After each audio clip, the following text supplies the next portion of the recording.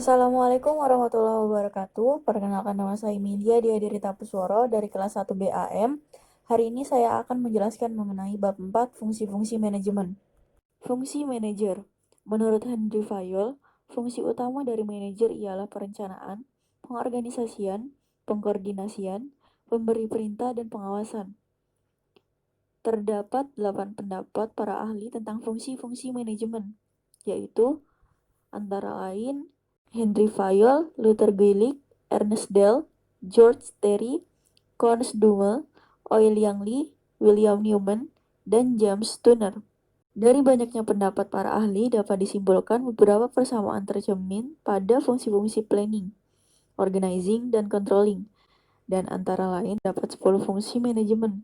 Pertama, forecasting, 2 planning, termasuk budgeting, 3 organizing, 4 staffing atau assembling research, 5 directing atau commanding, 6 leading, 7 coordinating, 8 motivating, 9 controlling, dan 10 reporting.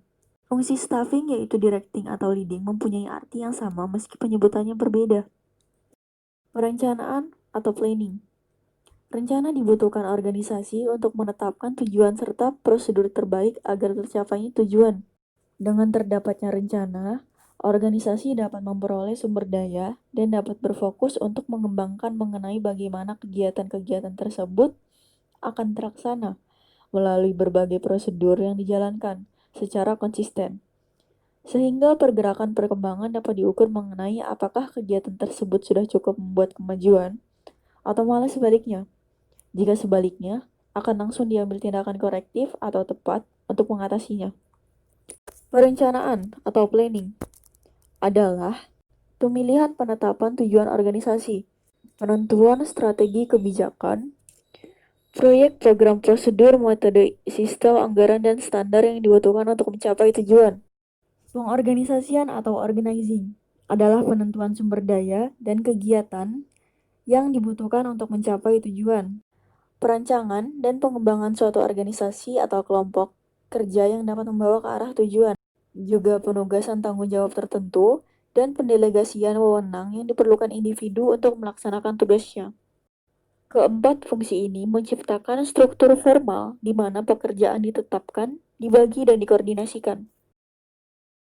Penyusunan personalia atau staffing adalah penarikan rekrutmen, pelatihan dan pengembangan, serta penempatan juga pemberian orientasi karyawan dalam lingkungan kerja yang produktif. Dalam fungsi ini, manajemen menentukan syarat-syarat untuk posisi jabatan.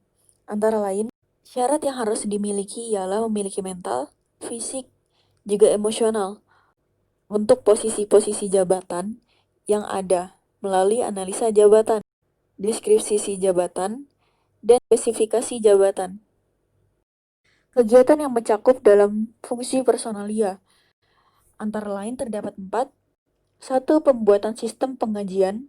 2. Penilaian karyawan untuk promosi atau transfer. 3. Demosi dan pemecatan. 4. Pelatihan dan pengembangan karyawan. Penggajian atau leading. Fungsi pengarahan atau leading gunanya untuk mengarahkan karyawan mengenai apa yang harus dilakukan, yang melibatkan kualitas, gaya, dan kekuasaan pemimpin. Juga kepemimpinan seperti komunikasi, motivasi, dan disiplin. Penggajian atau leading. Fungsi pengarahan atau leading gunanya untuk mengarahkan karyawan mengenai apa yang harus dilakukan. Leading sering disebut dengan 3, antara lain, pertama directing, 2 motivating, dan 3 actuating. Terdapat 2 perbedaan. Pertama, fungsi perencanaan dan pengorganisasian lebih banyak menyangkut aspek-aspek abstrak proses manajemen, sedangkan pengarahan lebih banyak menyangkut orang-orang di dalam organisasi. Pengawasan atau pengendalian bisa disebut juga dengan controlling. Pengawasan dilakukan untuk menjamin bahwa rencana telah dilaksanakan sesuai dengan yang telah ditetapkan. Pengawasan terbagi menjadi 2, antara lain pengawasan positif dengan pengawasan negatif. Pengawasan positif ialah mencoba untuk mengetahui apakah tujuan organisasi dapat dicapai dengan efisien dan efektif. Sedangkan pengawasan negatif ialah Mencoba untuk mencapai bahwa kegiatan yang tidak diinginkan atau tidak dibutuhkan tidak terjadi. Fungsi-fungsi lain dari seorang manajer. Fungsi manajer ke dalam perusahaan dilihat dari dua sudut. Yang pertama dari sudut proses, yaitu perencanaan, pengorganisasian, penyusunan, pengarahan, dan pengawasan. Dan sudut subjek atau bidang, yaitu keuangan, personalia, pemasaran, pembelian, dan produksi. Fungsi-fungsi lain dari seorang manajer. Fungsi manajer keluar perusahaan terdapat 3 jenis, yaitu mewakili perusahaan di bidang pengadilan, mengambil kegiatan sebagai warga negara biasa, mengadakan hubungan dengan unsur-unsur masyarakat. Kegiatan manajer untuk menghadapi masyarakat luar, antara lain, pertama, mengadakan pengumuman, kedua, menyelenggarakan konferensi pers dan pertemuan, ketiga, menyelenggarakan pameran, keempat, mengatur siaran melalui radio, kelima, mengadakan kontak dengan unsur pemerintah dan masyarakat, keenam, membuat analisa dari pendapat umum, dan yang terakhir, menerima kunjungan pihak luar ke dalam perusahaan. Terima kasih, sekian dari saya. Jika ada salah kata mohon dimaafkan. Wassalamualaikum warahmatullahi wabarakatuh.